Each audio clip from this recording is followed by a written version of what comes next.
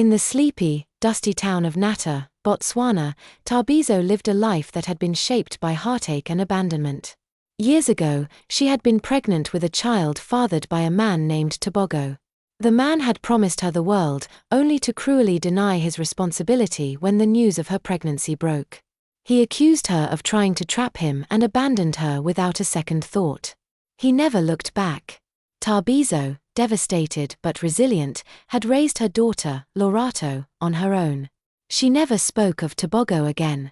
Not a single mention of his name ever passed her lips, and she kept the pain buried deep within her heart.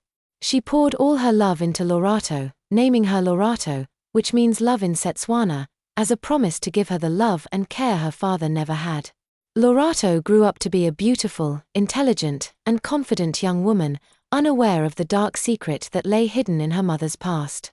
Years later, Lorato moved to Francistown, determined to build a successful career. She quickly became known for her beauty and sharp mind, and it wasn't long before she crossed paths with a charming businessman named Thabiso. He was tall, handsome, and charismatic. Despite the age gap, their connection was undeniable. They began dating, their bond deepening with each passing day. Thabiso was enthralled by Lorato's grace, and she found herself drawn to his maturity and wisdom. Thabiso had no idea who Lorato truly was. He thought she was just another successful, independent woman. He had no inkling that her name, Lorato, held a far deeper connection to him than he could imagine. The thought never crossed his mind. Lorato, for her part, felt a strange sense of familiarity with Thabiso.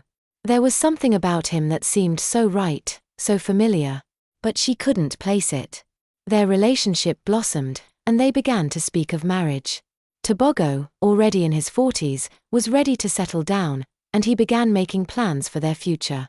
Weeks before the wedding was to take place, Thabiso's people, his family and relatives from Mashudi, were instructed to meet with Lorato's family to begin the traditional marriage proceedings. The excitement was palpable in both families as they prepared for the union.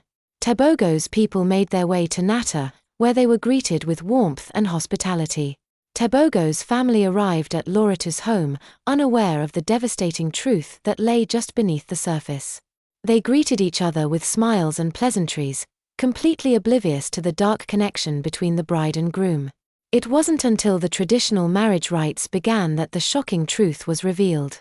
Lorato's family, in the process of tracing their lineage and preparing the necessary traditional formalities, asked Thabiso's family to provide the full details of his past, his family history, his connections, and the names of those closest to him. As the details were spoken, a chilling silence fell over the room. The name Thabiso was mentioned. Thabiso. The woman who had once lived in Natta, the woman who had raised Lorato alone. A hushed murmur swept through the gathering. Thabiso's aunt, a woman who had always been close to the family, suddenly paled.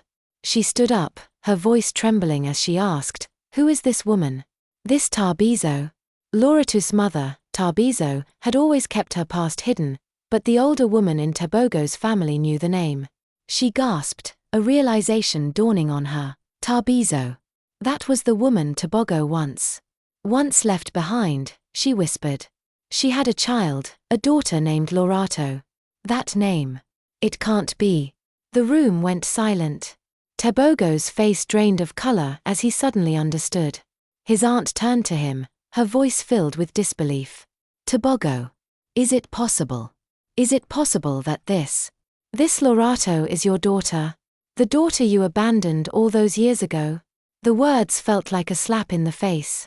Thabiso staggered backward, his world crashing down around him. His mind raced as the pieces of the puzzle finally came together. The woman he was about to marry, the woman he had fallen deeply in love with, was the daughter he had once abandoned. The shock of the revelation hit him like a freight train, and for a moment, he couldn't breathe. Lorato, standing in front of him, looked at him with confusion and fear in her eyes. She could see the shock and guilt written all over his face. Her heart skipped a beat as the words slowly sank in. "What's happening, Thabiso?" she asked, her voice trembling. "What is this?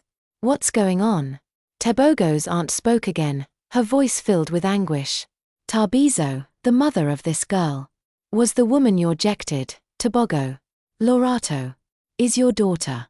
A horrified silence filled the room. Thabiso's knees buckled, and he collapsed into a chair, his face contorted in shock and guilt. No, he whispered. It can't be. This can't be true.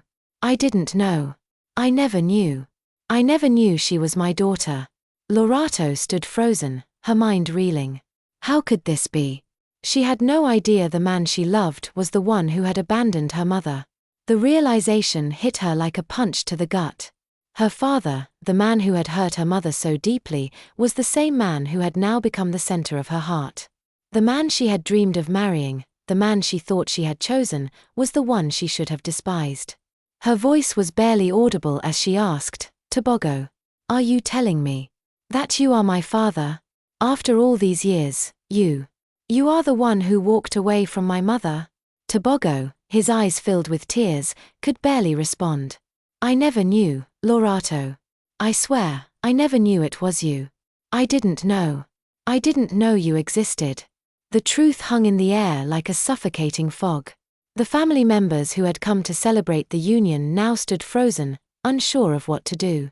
The festive mood that had filled the room moments before was replaced by shock and sorrow. The dream of a perfect marriage shattered before their very eyes. Lorato's heart shattered, her world crashing down as she took a step back, her hands trembling. You want to marry me? She asked, her voice barely above a whisper, the disbelief in her tone unmistakable. After what you did? After everything? How could you even think of it?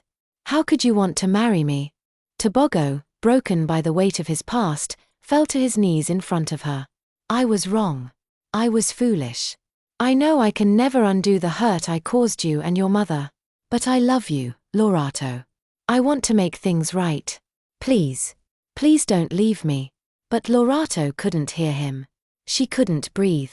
The man she had loved, the man she had thought was her future, was the same man who had abandoned her mother and denied her existence. She turned away from him, tears streaming down her face. No, she whispered through sobs. You don't get to come back into my life after everything you've done. The wedding was called off. The truth had come to light in the most devastating way possible, and the consequences were too great to overcome.